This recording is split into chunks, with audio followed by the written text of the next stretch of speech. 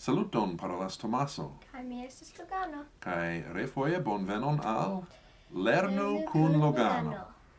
All right, so here we are with lesson 6. Once again, before we get into the lesson, I'd like to review some things from the last lesson. Specifically, we're going to talk about the correlatives that end in A, U, and O, because I don't think this was explained very well the last time or in the course material. There was one sentence in there about it. Basically what it says is that the correlatives that end in A and U, that would be like kia, tia, nenia, those end in A, or tiu, kiu, neniu, end in U. Both those correlatives take the J endings and the U endings, just like an adjective. So if there's another noun that's associated with it, you'd want to add the N's and the J's as appropriate. The correlatives that end in O, that would be tio, that, kio, what, those will take an N ending, but they won't take a J. So you say, I see that, mi vidas tion, right? I forgot everything. Everything is chio. Cho, let's see with a hat, I-O, chio. And we want to show what's receiving the action. I forgot chion, mi forgesis chion. We have all kinds of cups. Ni havas ciajn tasojn. Notice that the J and the N go on ciajn to match the J and the N on tasojn. What kind of sandwich do you have? So we know that what kind of is kia, and sandwich is sandwicho. So how do you say that? Kian sandwichon vi havas. Right, because the kian and sandwichon, that's receiving the action of havas. So just like a simple sentence that we've done earlier in the course, kian sandwichon also needs that N. What did you ask for? So what, we know what is, kio, and we want to say what did you ask for? And we know that ask for is to request. What did you request? How do you say kio? How do you say what here? Kion vi petis. You asked for what? Kion vi petis. Why are you smoking? There's a hint in there that says use a simple verb form. Right, so we know why is, but that's a little bit of a trick there. Why? Vi fumas means you're smoking. We want to know why are you smoking. Kial vi fumas. All right, so the last one I want to talk about over here is everyone dry? We talked about in the last lesson, everyone is chiui. Put that, chiui is everyone. Chiu, without the J on the end, would be each one. Is everyone dry? All right, so two things you got to watch out for. First of all, we got chiui. Another one is that the sentence we're translating starts with is.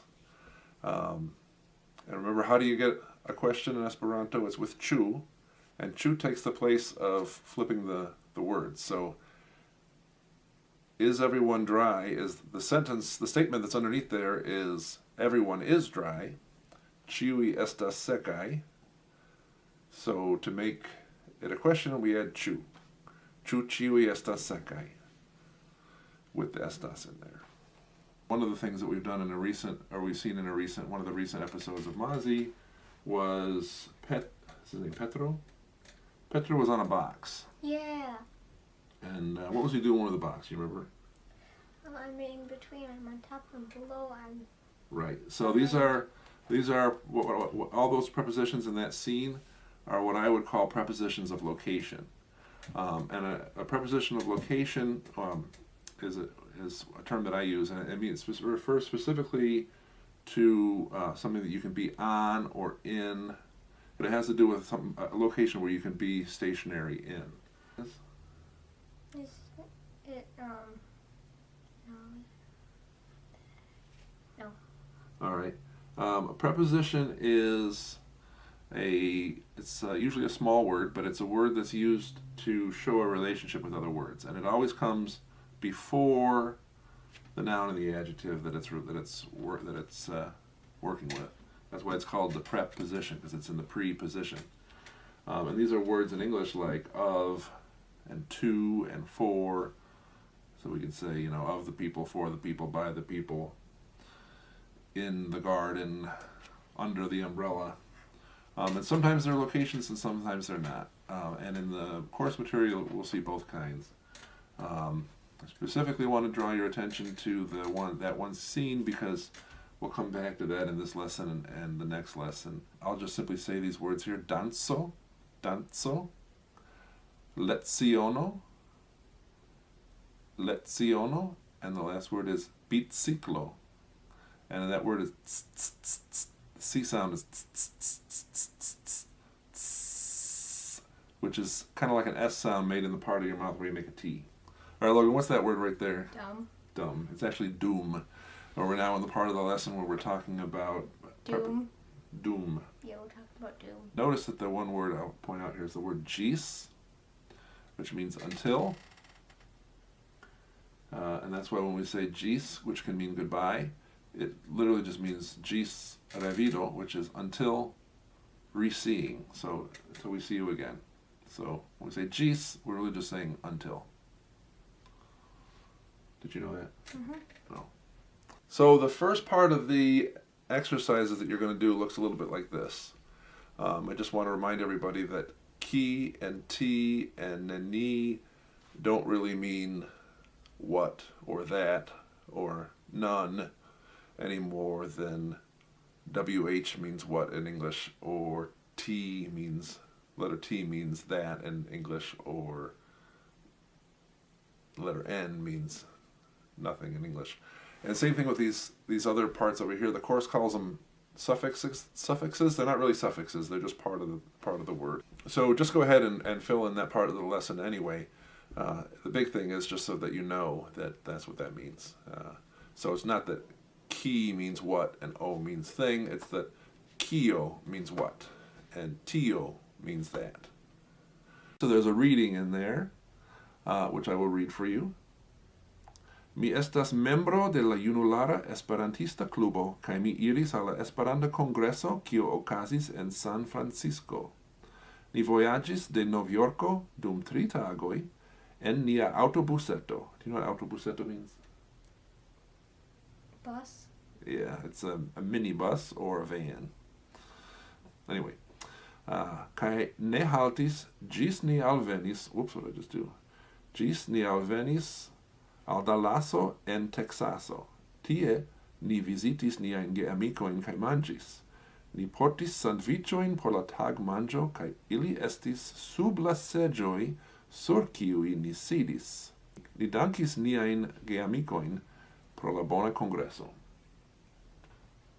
All right, there's another reading in here, which if you guys can get this question right based on this reading, I'll give you a virtual thumbs up. This is really going to push your not only your reading skills and your comprehension skills in Esperanto, but your ability to read between the lines. And that's your hint there. La knabo sen hejmtasko staris antaŭ la instruisto.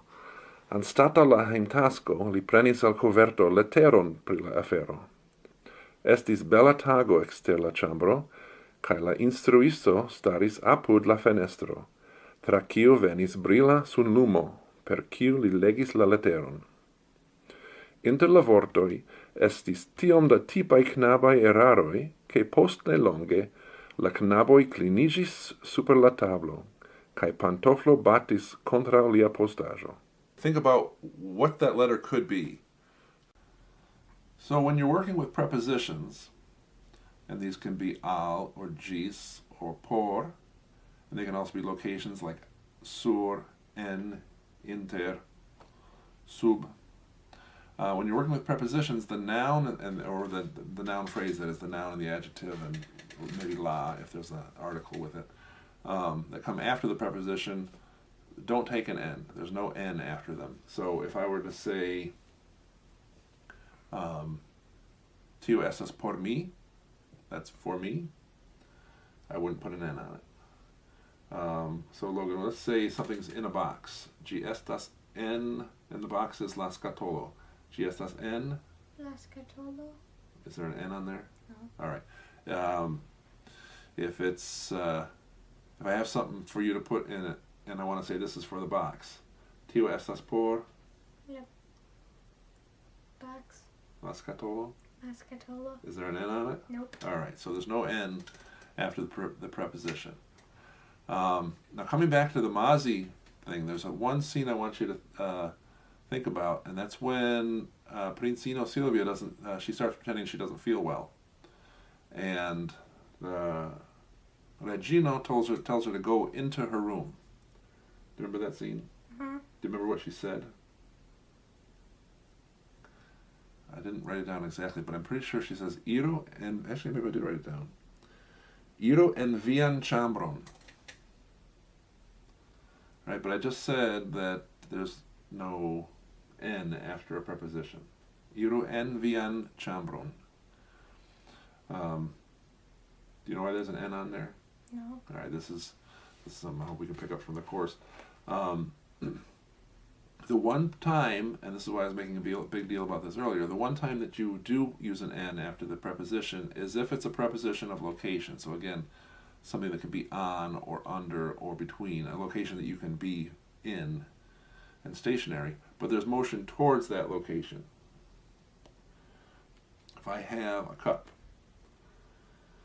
mi versas la akvon en la, this is a glaso.